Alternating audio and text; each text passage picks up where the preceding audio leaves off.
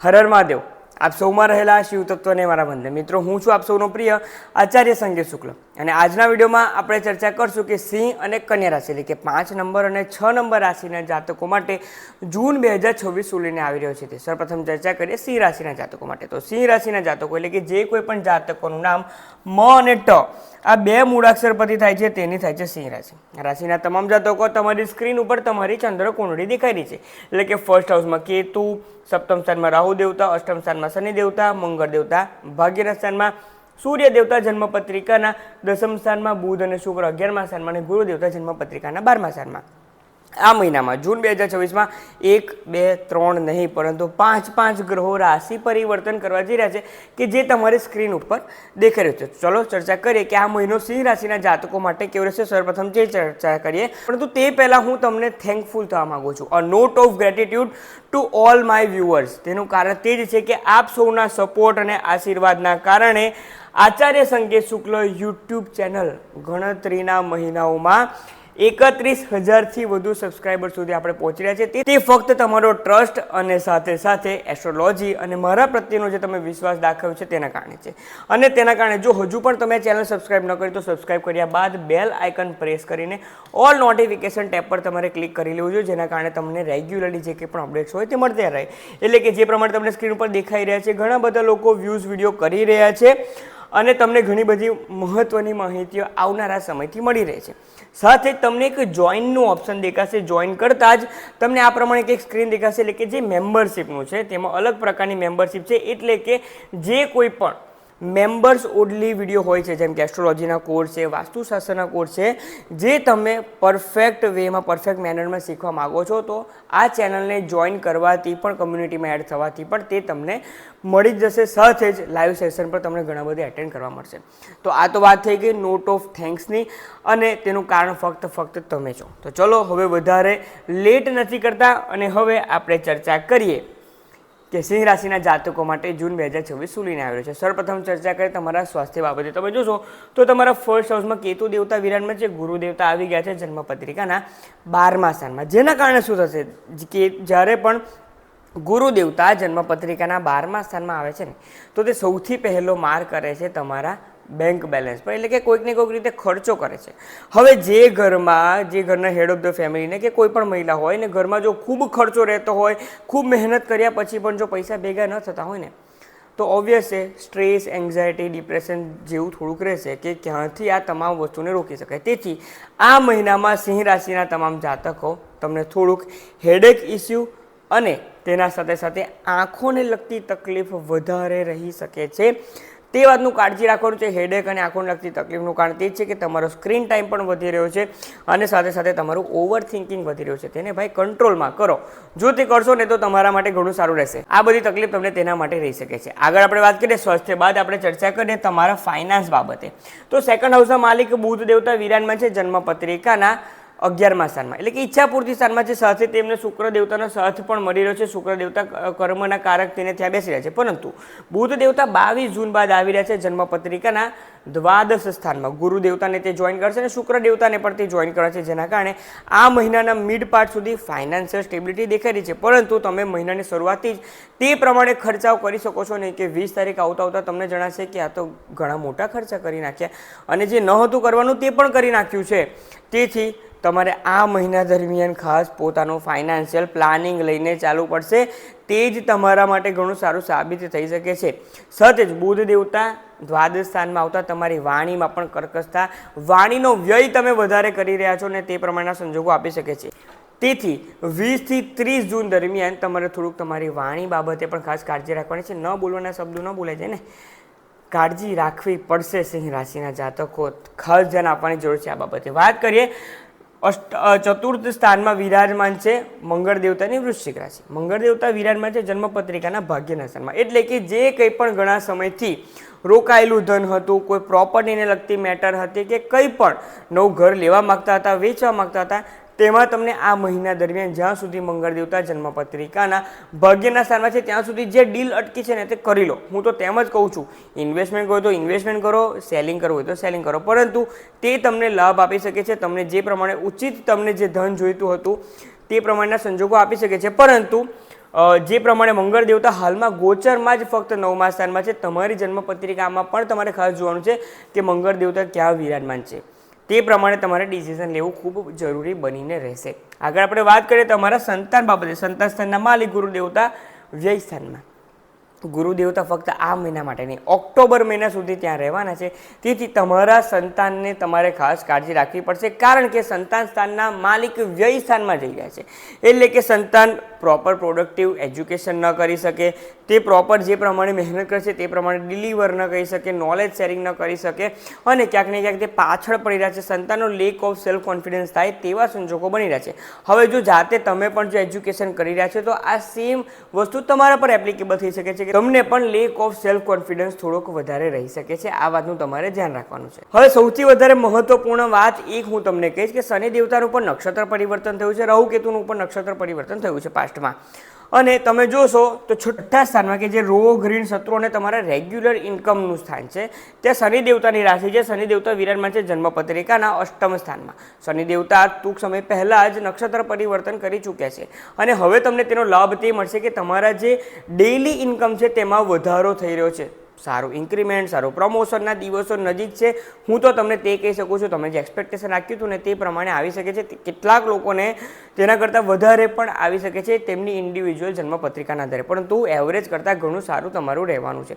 તેથી extra source of ઇન્કમમાં વધારો થવો તે તમામ વસ્તુ રહી શકે છે. હવે તમે જોશો તો ગુરુ દેવતા જન્મપત્રિકાના 12મા સ્થાનમાંથી સપ્તમ દ્રષ્ટિ પણ ત્યાં કરી રહ્યા છે. એટલે કે એક જગ્યા પર તે તમને ખર્ચો તો કરાવી રહ્યા છે, પરંતુ જો તમે પ્રોપર વેમાં તેનું સિસ્ટમેટિક પ્લાનિંગ કરીને તમે ફાઇનાન્શિયલ પ્લાનિંગ કરીને આગળ વધશો તો તે ખોટો ખર્ચો તમે બચાવી શકશો. અને ગુરુ દેવતાની સાથે બુધ શુક્ર જે પણ 12મા સ્થાનમાં જઈ રહ્યા છે તમામનું ઇન્ફ્લુઅન્સ સારી રીતે તમે કરી શકશો. તેથી પહેલી તારીખને આ વિડીયો તમે જ્યારથી જોશો ને ત્યારથી જ આવનારા મહિનાનું ફાઇનાન્શિયલ પ્લાનિંગ એક ચોપડામાં લઈને બેસી જાઓ કે મારે આ એમ્યુનિટીઝમાં કે આ જે કંઈ પણ મારી રિક્વાયરમેન્ટ છે તેમાં મારે આટલો જ ખર્ચો કરવાનો રહેશે.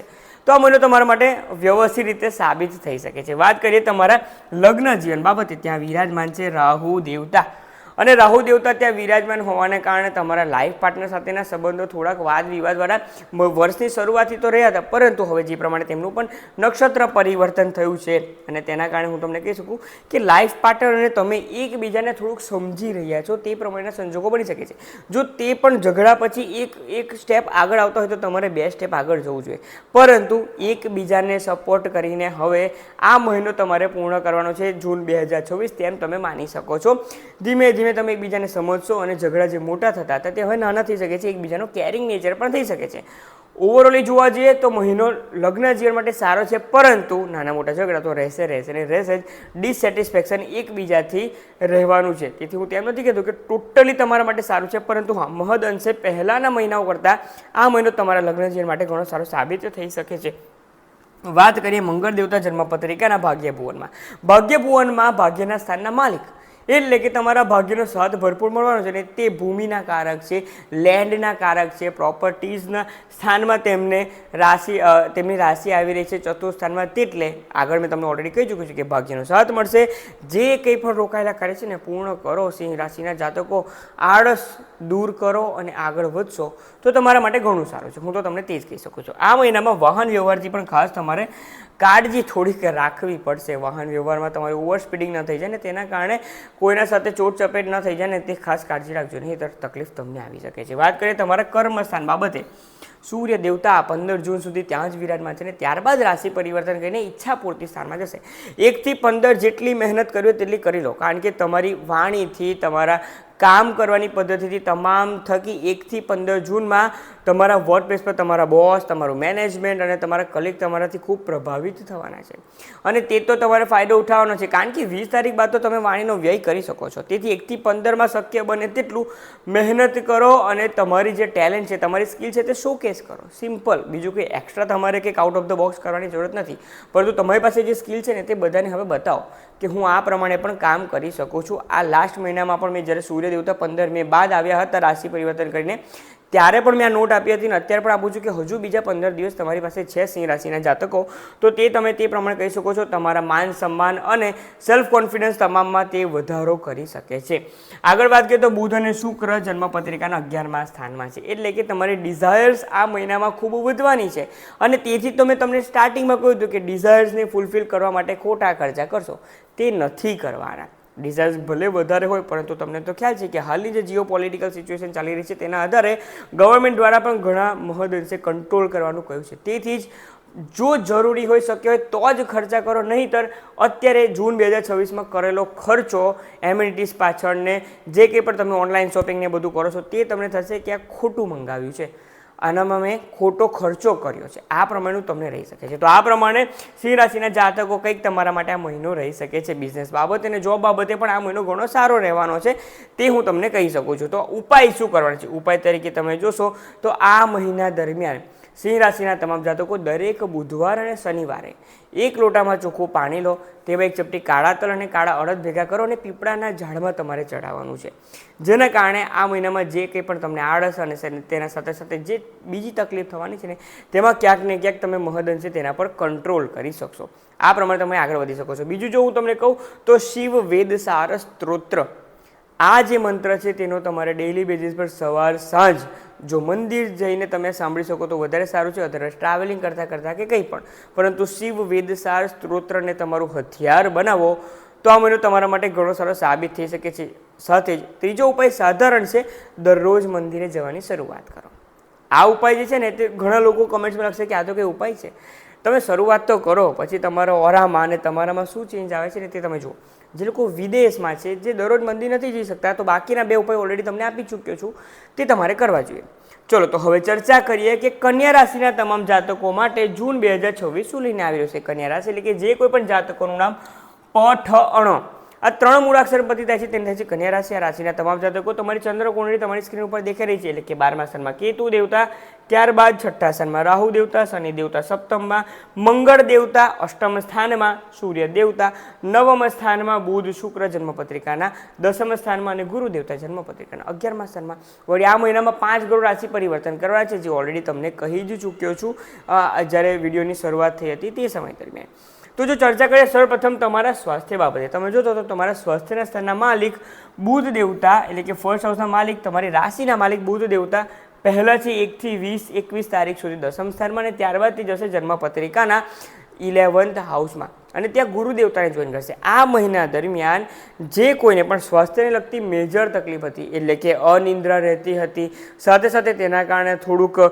ડિપ્રેસિવ સ્ટેજ રહેતું હતું, તમને કોઈ સ્કિનને લગતી તકલીફ હતી, તો તે તમામ પર આ મહિના દરમિયાન તમે જે કંઈ પણ ઉપાય એટલે કે તમે મેડિસિન લઈ રહ્યા છો તો તે ઘણી સારી રીતે તમારા પર અસર કરી શકે છે. જો તમે મેડિસિન્સ નથી લેતા તો ફક્ત અને ફક્ત મેડિટેશન કરો બ્રહ્મ મુહૂર્તમાં. તમે તે પ્રમાણે તે સમય દરમિયાન તમારે મેડિટેશન્સ જરૂરથી કરવા જોઈએ, જેના કારણે તમારી જે સ્વાસ્થ્યને લગતી તકલીફ છે ને ફોર શ્યોર આ મહિનામાં દૂર થઈ જશે. આગળ આપણે વાત કરીએ તમારા ફાઇનાન્સ બાબતે. ફાઇનાન્સના માલિક શુક્ર દેવતા પણ ત્યાં જ છે અને શુક્ર દેવતા રાશિ પરિવર્તન કરવાના છે 8 જૂન બાદ તમારી ઈચ્છા પૂર્તિ સ્થાનમાં. હવે જે મહેનત કરી છે ને કન્યા રાશિના જાતકો, તેનું વળતર લેવાનો સમય આવી ચૂક્યો છે. તેથી જો તમને કહી રહ્યો છું કે આ મહિનો તમારા માટે ફાઇનાન્સિસ વાઇઝ ઘણો સારો છે. તમારી ઇન્કમમાં વધારો થઈ શકે છે, તમારા માટે એક્સ્ટ્રા સોર્સ ઓફ ઇન્કમ ઊભા થઈ શકે છે. બિઝનેસમાં પણ જે સ્ટક થઈ ગયા હતા ને તો તેમાંથી કંઈક નવો રસ્તો શોધીને તમે આગળ નીકળી રહ્યા છો. આ પ્રમાણે તમારા માટે ફાઇનાન્સિસ વાઇઝ આ મહિનો 100 આઉટ ઓફ 100 રહી શકે છે. બીજી રીતે જો કહું તો સેકન્ડ હાઉસ તમારી વાણીને પણ રિપ્રેઝન્ટ કરે છે. જો તમે તેવી કોઈ ફિલ્ડમાં છો કે તમારા મેનેજમેન્ટને તમે કંઈક રિપ્રેઝન્ટ કરી રહ્યા છો, તમે કોઈ પાવરફુલ પ્રેઝન્ટેશન, કોઈ ટ્રેનિંગ આપી રહ્યા છો, તો તમે તમારી વાણીથી તમારા નામની એક છાપ છોડી શકો છો કે આ વ્યક્તિ જે કહે છે તે ખૂબ ટ્રસ્ટ સાથે અને ખૂબ કોન્ફિડન્સથી કહી રહ્યા છે, તેથી તેમના પર ભરોસો કરવો ખૂબ જરૂરી છે.